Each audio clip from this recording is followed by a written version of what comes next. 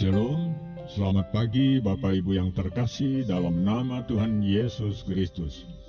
Puji Tuhan, kita patut bersyukur pagi hari ini kita boleh bangun dengan tubuh yang sehat. Sebelum kita melangkah sepanjang hari ini, maka kita rindu untuk mendengarkan kebenaran firman Tuhan.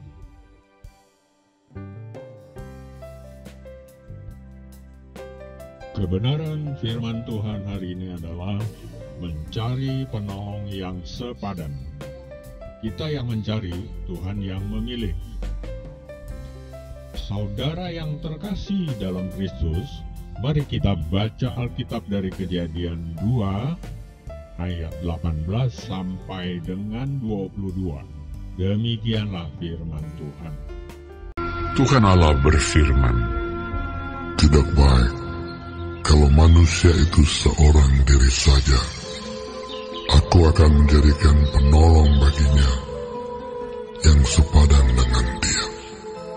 Lalu Tuhan Allah membentuk dari tanah segala binatang hutan dan segala burung di udara. Dibawanyalah semuanya kepada manusia itu untuk melihat bagaimana ia menamainya.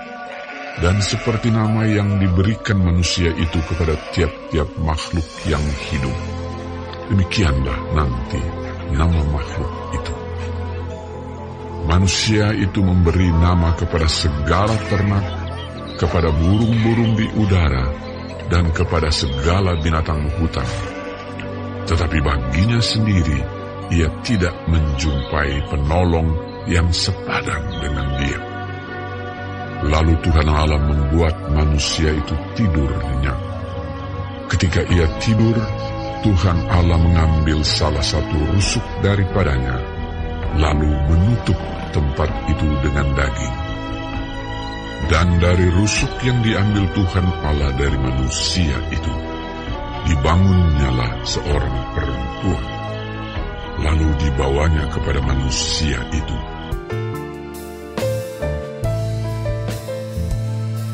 Saudara yang terkasih, Tuhan Allah berfirman, "Tidak baik kalau manusia itu seorang diri saja. Aku akan menjadikan penolong baginya yang sepadan dengan dia."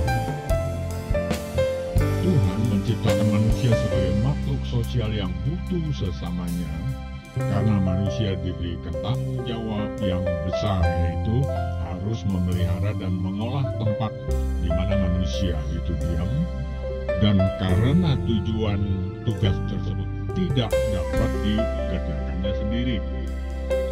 Peran sesama yang diberikan Tuhan kepada manusia adalah sebagai penolong, bukan hanya untuk memenuhi kebutuhan satu pihak, tetapi sama-sama saling membutuhkan. Karena itu, setiap orang percaya harus menyadari bahwa kehadirannya di dunia ini adalah sebagai penolong satu dengan yang lain. Dan hal ini terwujud dalam kerja bersama-sama, saling membantu, saling menopang, dan saling melayani.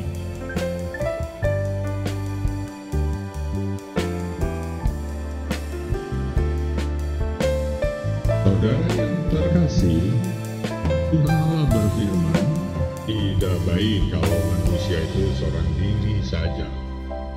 Aku akan menjadikan penolong baginya yang sepadan dengan dia."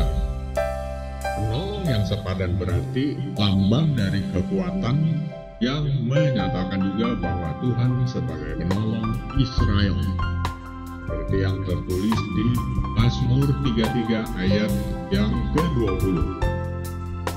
Demikianlah jiwa kita menanti-nantikan Tuhan.